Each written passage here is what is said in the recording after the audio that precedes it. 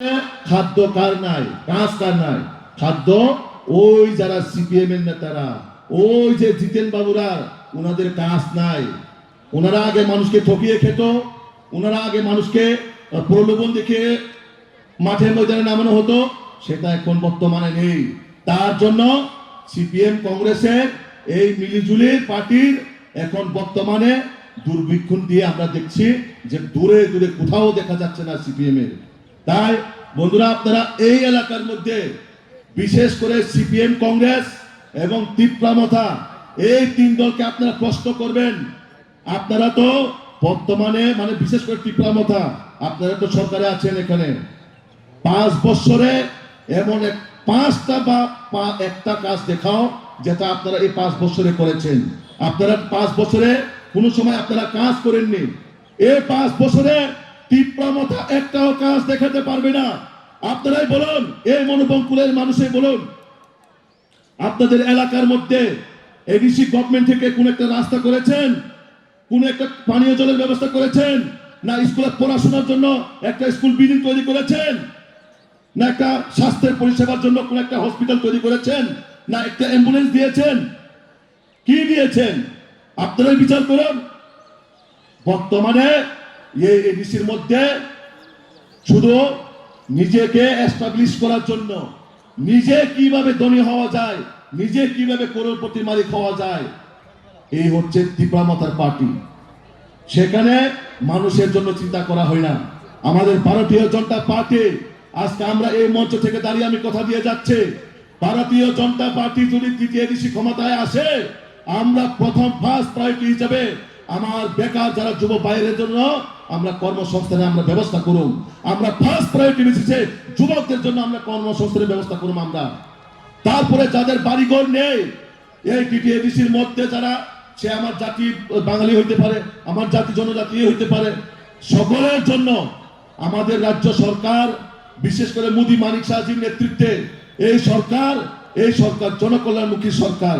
এই সরকার যেভাবে আমাদের ত্রিপুরা রাজ্যকে এগিয়ে নিয়ে যাওয়ার জন্য, বিশেষ করে প্রধানমন্ত্রী আবাস যোজনা, বিশেষ করে মুখ্যমন্ত্রী আমরা আয়ুষ্মান কার্ড, প্রধানমন্ত্রীর আয়ুষ্মান কার্ড, তার পাশাপাশি রাস্তাঘাট, পানীয় জল, স্কুল, স্বাস্থ্যের জন্য পরিষেবা, সবটাই আমাদের ভারতীয় জনতা পার্টি কোন সময় না জাতিগত দেখে, না কোনো ধর্মীয়গত দেখে, আমাদের নজরে জাতি জনজাতি সবাই আমরা চাই আমাদের রাজ্যের মুখ্যমন্ত্রী আদরণীয় প্রফেসর ডক্টর মানিক শাহজির নেতৃত্বে কোনায় কোনায় আমরা ডেভেলপমেন্ট চাই, আমরা উন্নয়ন। আগামী দিনে আমাদের রাজ্যে আমাদের এই এডিসির মধ্যে ভারতীয় জনতা পার্টির সরকার আসার পর আমরা আপনাদেরকে ফার্স্ট প্রায়োরিটি হিসেবে আমরা ডেভেলপমেন্ট আমরা কাজ করব। আমি প্রশ্ন করতে চাই, যারা বর্তমানে ত্রিপুরামথায় আমার বাঙালি ভাইরা আছেন, বিশেষ করে মাইনরিটি ভাইরা আছেন, প্রদ্যুৎ বাবু তো দাবি করেন ত্রিপ্রাসাদের জন্য দাবি রাখেন, জনজাতিদের জন্য দাবি রাখেন, কিন্তু আপনারা যারা ওই দলে আছেন, বিশেষ করে মুসলিমরা এবং বাঙালি ভাইরা, আপনাদের জন্য ওনাদের দলের কি দাবি? ত্রিপ্রাসাদ ডেভেলপমেন্ট হয়ে যাবে, ওনারা, আমি মানলাম ওনার দাবিতে ত্রিপ্রাসার উন্নতি হইল, সংবিধান সলিউশন পেল, কিন্তু আপনাদের জন্য এই পার্টির মধ্যে কি? ত্রিপ্রামথার মধ্যে বাঙালিদের জন্য কি, মুসলিমদের জন্য কি কিছু আছে? উনি যখন দিল্লিতে গিয়ে কথা বলেন, যারা এডিসির মধ্যে বাঙালিরা আছেন, মুসলিমরা আছেন, উনাদের জন্য তো কোনো দাবি করেননি উনি, উনাদের জন্য কিন্তু কোনো দাবি করেননি। দাবি কার জন্য? আমরা ত্রিপ্রাসার জন্য, তাও কি ঠকানোর জন্য। আমাদের মাননীয় মুখ্যমন্ত্রী প্রায় বলে থাকেন, ওনার কাছে প্রায় সময় ওনারা এসে দাবি করেন, কি দাবি করেন? ঠকানোর জন্য।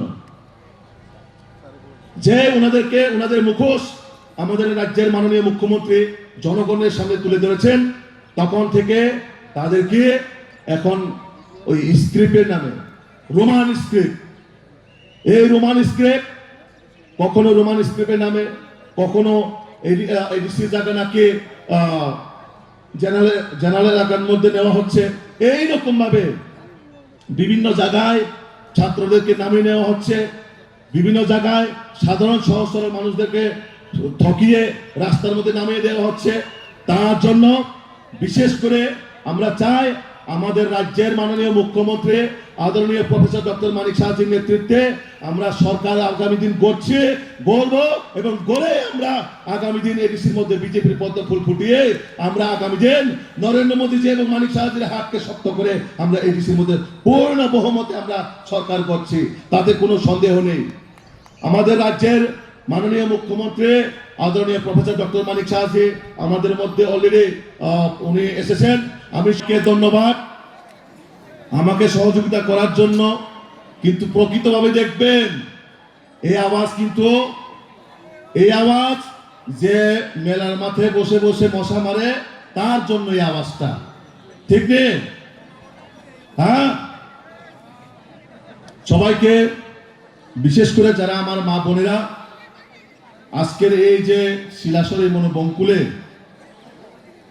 এই যে জনসভাকে কেন্দ্র করে আপনারা এখানে এসেছেন, আপনাদের প্রথমেই এই ভগবান বুদ্ধের পুণ্যভূমিতে আপনাদেরকে আমার স্বাগতম এবং আমার প্রণাম নিবেন।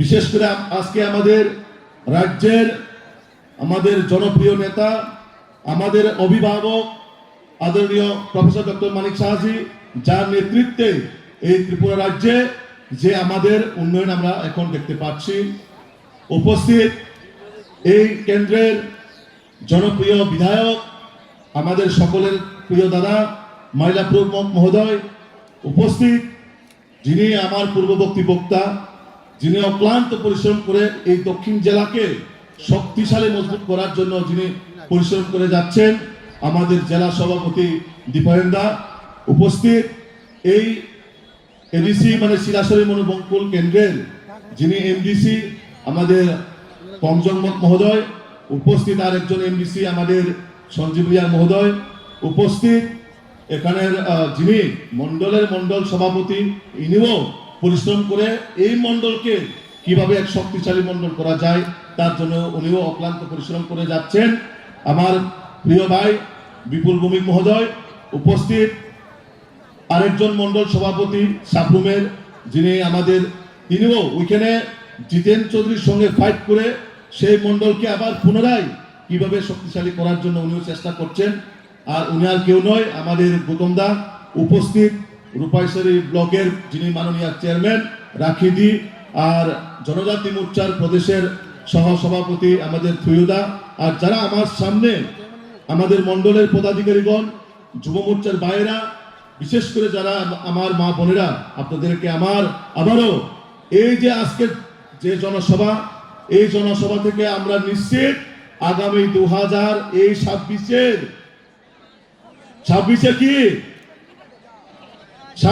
কি খুমলুঙে বিজেপির পদ্মফুল ফুটতে যাচ্ছে। আপনারা রাজি আছেন? আপনারা সবাই তৈরি আছেন নি? যত রাজি রে তোমায়, যত রাজি রে রাজি মা তোমায়, কারণ তাবো 2026 এডিসি নির্বাচন অনির্বাচন এডিসি দুর্নীতি হইতে মুক্ত জানে, করপশন মুক্ত। আগে যেমন নরেন্দ্র মোদী সহ কংগ্রেস মুক্ত ভারত, তাবক চম্বু সহ এডিসি দুর্নীতি নিয়ে তীব্রা মথানে দুর্নীতি হইতে মুক্ত খোঁজেন তবে বিজেপি না মাতুম নাই। তুবাই যাই যে যারা বর্তমানে তৃতীয় এডিসির মধ্যে শাসন ক্ষমতায় আছেন, এখন ওনাদের মধ্যে আমরা বর্তমানে শুনতে পাচ্ছি ওনারা কি দিনে দিনে বসে স্বপ্ন দেখছেন কিভাবে বিজেপির সঙ্গে অ্যালায়েন্স করা যায়। বিজেপি বিশেষ করে আমাদের রাজ্যের জনপ্রিয় মুখ্যমন্ত্রী প্রফেসর ডক্টর মানিক সাহাজির নেতৃত্বে শহর থেকে পাহাড়, পাহাড় থেকে পাহাড়ের ভিতরে গ্রাম অঞ্চলে যেভাবে বিজেপি শক্তিশালী হচ্ছে, সেটাকে দেখে এখন রাজবাড়িতেও কম্পন শুরু হয়ে গেছে, খুমুলুঙেও কম্পন শুরু হয়ে গেছে। তারা বর্তমানে চায় এই রাজ্যে জাতিগত দাঙ্গা লাগানোর চেষ্টা, এই এডিসি কে কিভাবে পাকিস্তান বানানো যায়, এই এডিসি কে কিভাবে বাংলাদেশ করা যায়, তার জন্য একটা শ্রেণীর লোক চক্রান্ত করে যাচ্ছেন। ওনারা বলে থাকেন থানচা থানচা থানচা, আমরাও চাই থানচা। আমাদের জনজাতিরা ত্রিপুরা ছাড়া যদি থানচা হয় কোনো জায়গা খারাপ নাই, আমরাও চাই থানচা। কিন্তু এই থানচা কাদের লয়ে, কাদেরকে নিয়ে এই থানচা? আমরা গতকাল একটা সোশ্যাল মিডিয়ার মাধ্যমে আমরা একটা কমিটি দেখতে পাই, সেখানে অনেক হুসেন আছেন, মিয়া আছেন, খান আছেন, অনেকে কমিটির মধ্যে ঢুকান হয়েছে। ভোটার তারা কি এডিসির নাগরিক? আমি তাদের কাছে প্রশ্ন করতে চাই, আপনারা যদি জনজাতির জন্য, ত্রিপ্রাসাদের জন্য আন্দোলন করে যেত বা দাবি করে যেত, তাহলে আমরা মানলাম হলে আপনারা জাতির জন্য কাজ করছেন।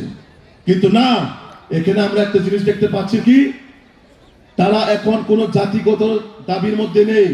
তারা এখন একটা রাজনৈতিক দল গঠন করে কিভাবে ক্ষমতার সাথে লুটে ফুটে খেতে পারে, কিভাবে এডিসির টাকাকে নয়ছয় করতে পারে, কিভাবে এডিসির টাকাকে খুমলুঙের টাকা কিভাবে শিলংয়ে নিয়ে হোটেল করা যায়, কিভাবে রেস্টুরেন্ট করা যায়, লন্ডনে যাতে ঘুরতে পারে, আমেরিকাতে যাতে ঘুরতে পারে, দুবাই যাতে ঘুরতে পারে, এই হচ্ছে তাদের চরিত্র।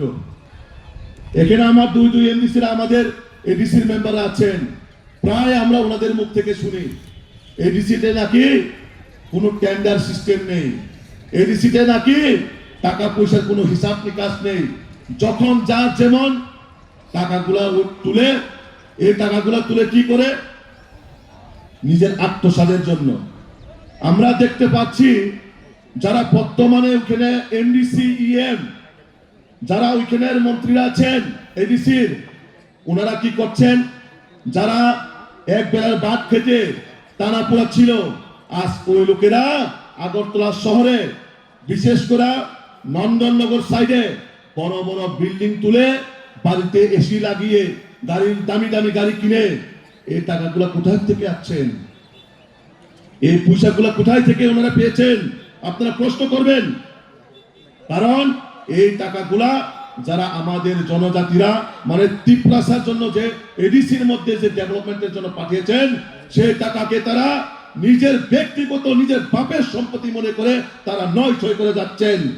তার জন্য এই 2026-এর নির্বাচনে আমার বিশেষ করে যারা ত্রিপ্রাসাদ ভাই বোনেরা আছেন, আমি তাদের কাছে অনুরোধ, আমাদের জাতিকে যে ধ্বংস করবে, আমাদের নিয়ে যে রাজনীতি করবে, তাদেরকে আমরা কোনোভাবে সারাসারি নাই।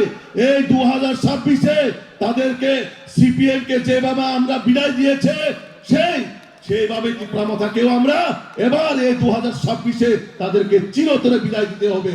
আপনারা রাজি আছেন? সবাই রাজি আছেন? রাজি আছেন?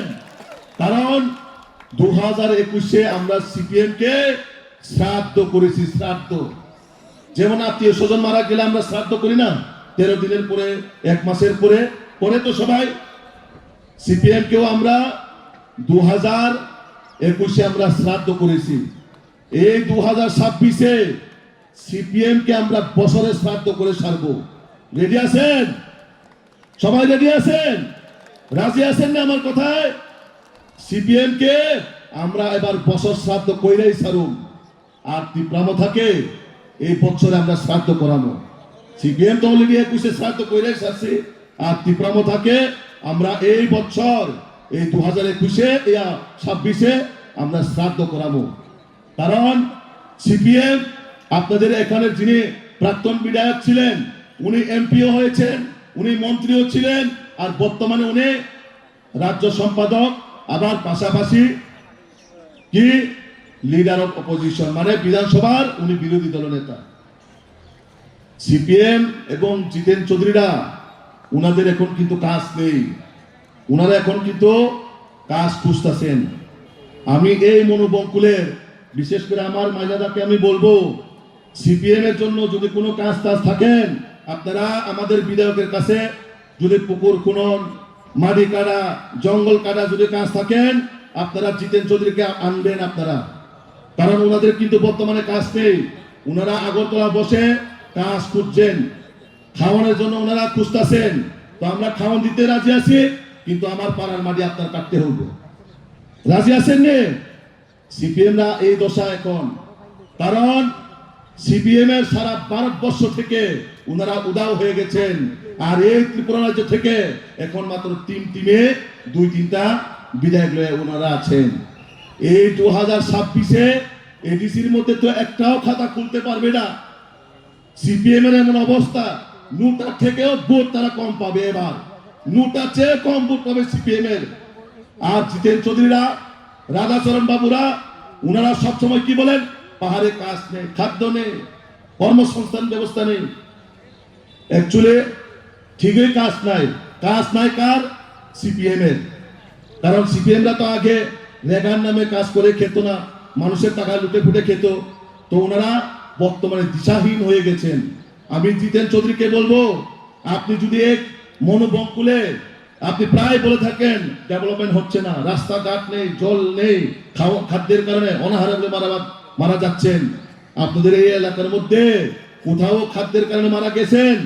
আসেনি এরকম কোন নিউজ? আসেনি এরকম কোন রিপোর্ট?